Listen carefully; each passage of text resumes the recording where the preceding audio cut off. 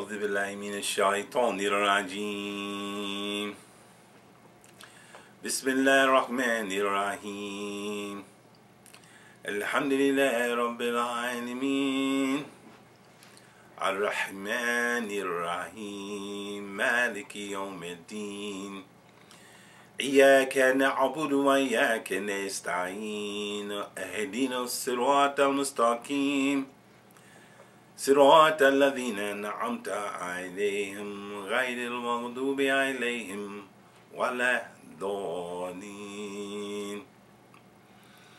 Ameen. In the name of Allah, the Beneficent, the Most Merciful. We want to welcome you again for another evening of conversation on civilization. And I want to remind the audience, we're thrilled to have you, and we thank Allah that you give us this few minutes of your time.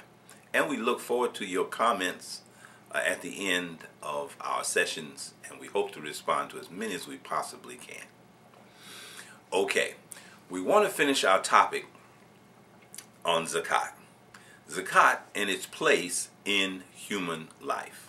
Human life.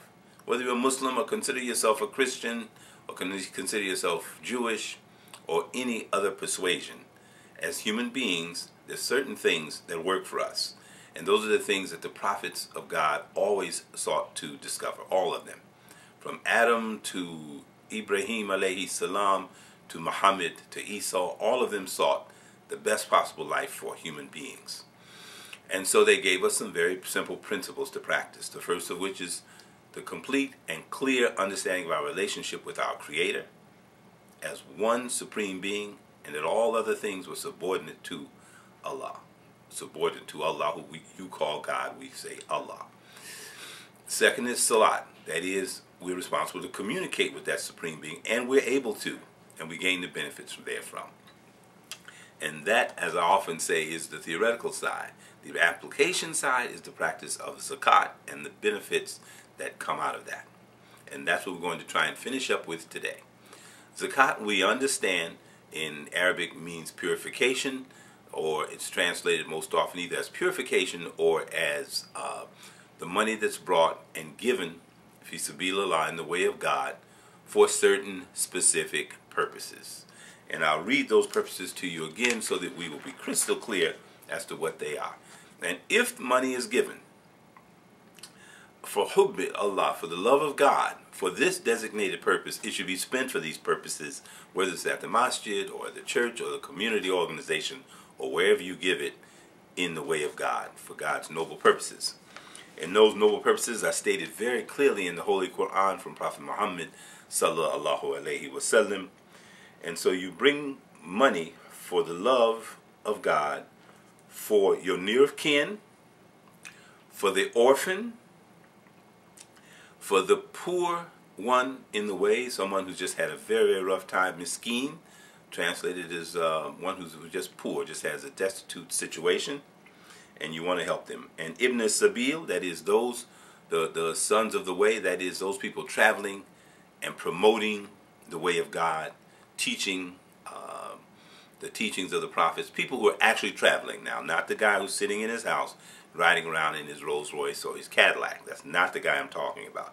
I'm talking about the poor people who travel from one end of the country to the other, just living, eating enough food to stay alive, and teaching the upright way. And for those who are as-sa'ilun, are those who ask because they are just destitute. They're in trouble and they ask for help. Zakat is for them. That is, they don't have money for food and clothing and shelter and those kinds of things. Zakat is for them. And last of all, for the riqab. Riqab in Arabic is those who are maybe a captured believer, or a person who's been enslaved, captured, completely overcome, maybe by birth due to some horrific event, like Katrina, like a great storm, and then that person is destitute and needs help. Other people take care of that person, and that person's under some sort of obligation perhaps, so you can use Zakat to buy them out from under that obligation. So those are the specified purposes for Zakat. Okay, let's talk a little bit now about the implications of Zakat. In any community where it is practiced in a designated area, we established that that area begins to have a greater sense of its humanity. Both those people who give zakat and those who receive it, living in a designated area, becomes a better quality community, because you bring high qualities, noble qualities to it. And you bring the work of zakat to a community. And so as a result, many people want to live in that community because it's known to be safe. It's known to be a place where you can travel during day or night and not be afraid. Such a community, eventually we established, begins to increase in value by the virtue of the fact that people want to live there. They're willing to pay more for the use of the real estate there. So zakat indirectly improves material value. And we established that that's one of the great mysteries that's often misunderstood about religion. But it is that transformative process that we seek to bring about. It's that transformative process that the philosophers are often amazed at. They're often in retrospect, because people find it difficult to see this if they're standing in the midst of it or looking right at it. Okay, now what happens after a year, 2 years, or 3 years of zakat being executed properly in a community? As I stated, the value of that community increases and the people's values are enhanced. And now you have a different situation. You have a situation where there's a community of one type of people here in the designated area and another type of people outside of that area. So what are the economic implications of this? The economic implications, brothers and sisters, is that when you apply zakat in this fashion, you begin to be able to identify and develop the best human beings. And it is those human beings who are best suited to be your leaders of anything that you're going to do. Why? Because they're concerned about the human condition. Those people outside of the area are simply concerned about their self-interest and perhaps their sensual satisfactions. But in this area, we've cultivated the human being and improved and grown this human being to become a better quality human being, caring. So if you need and you want to see business now increase and improve, those are the people to go to. Those are the people you want to see enriched. Because when they become enriched, what happens? More of that wealth feeds back into the community, and the community of good expands. Al-Husna in Arabic, Al-Husna. Now, those of us who consider ourselves on the path of understanding and wisdom, those of us who consider ourselves, in fact, seeking the path of the great mystics, know that that word husna is used over and over and over again. So we want to not only make people better human beings, we want to improve the human economy. And now I'm talking about very practical trade, merchandising, construction, basic things. We want to begin to improve our life, and we can do so by cooperating with people, but not just any people, with those that you can identify as better human beings, and therefore the kinds of folks that you want to invite home for dinner, have lunch with, become a partner with. And those are the key words we want to take a few minutes with this evening. The idea of being a limited partner, a full partner, a corporation, those are terms that are often considered legalistic. But let's just look at them in real common sense ways. You decide that, hey, I've got 3 or 4 children in my family. There's another family with 3 or 4 children. They need something to do, and you folks need a family business. You set up a family business, and who do you pick to be your business partner? People from inside that group or outside? Of course, people from inside the group. And you pick from among those the people that you know you've practiced zakat with. On days when you didn't feel like practicing it, you did it anyway.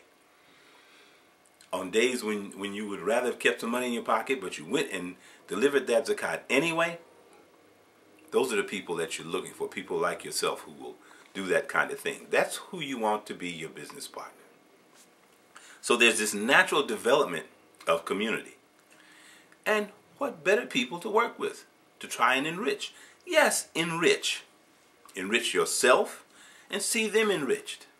There's nothing wrong with it. That That, in fact, is one of the objectives that the prophets wanted for everyone.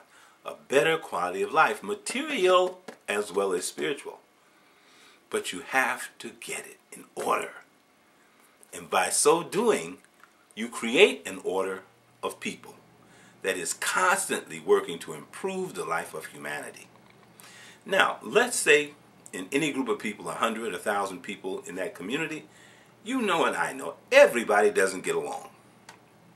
Yes, a little petty gossiping goes on, but still they're the best group of people to work with because they have this noble practice in this noble way. So you don't get along with everybody. Pick the 2 or 3 people or families that you get along with, that share spaghetti dinner with you at your house, and a bowl of soup with you, who you laugh and talk with, and you become the business partners. You establish a legitimate partnership in writing. It's borne witness by those witnesses in the community, people that are known to have credibility, that cannot be bought off, or who have a very firm reputation for telling the truth, no matter how convenient or inconvenient it is. Those are your witnesses. And now we have a community of people, 3 people here, 5 people here, 7 people here, all working under a legal relationship, creating business enterprise, enriching themselves both spiritually and materially. And those are the populations, those are the small groups. In the beginning, there's small groups of business people. Limited partner here. Limited partner just means that you put money up on a purchase, you take a percentage of the profit, but you don't get involved in the management on a day-to-day basis. Those people that are good at that, they manage that business. The limited partners share in the profits. Everyone lives a better quality life because now you can purchase and get goods and materials at prices that allow you to make a profit. So now we've gone from what seemed like just a spiritual practice right down through its material development. There is no way to trick around this. There is no shortcut.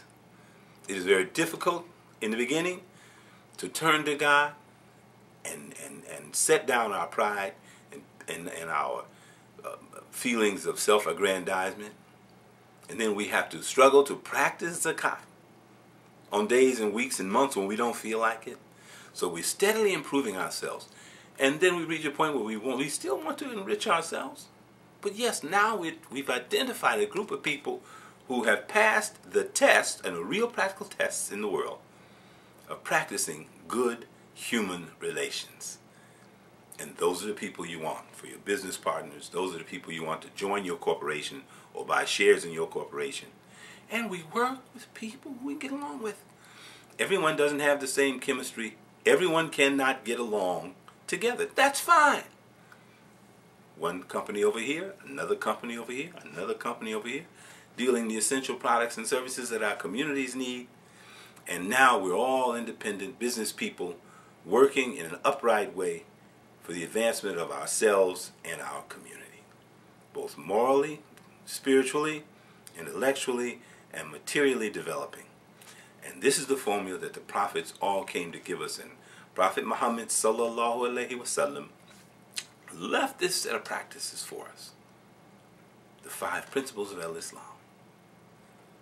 And we've gone through 3 of them. And the remaining 2, the business of Ramadan and the fast, to gain control of our poor behaviors, is another discipline. We'll talk about it another time.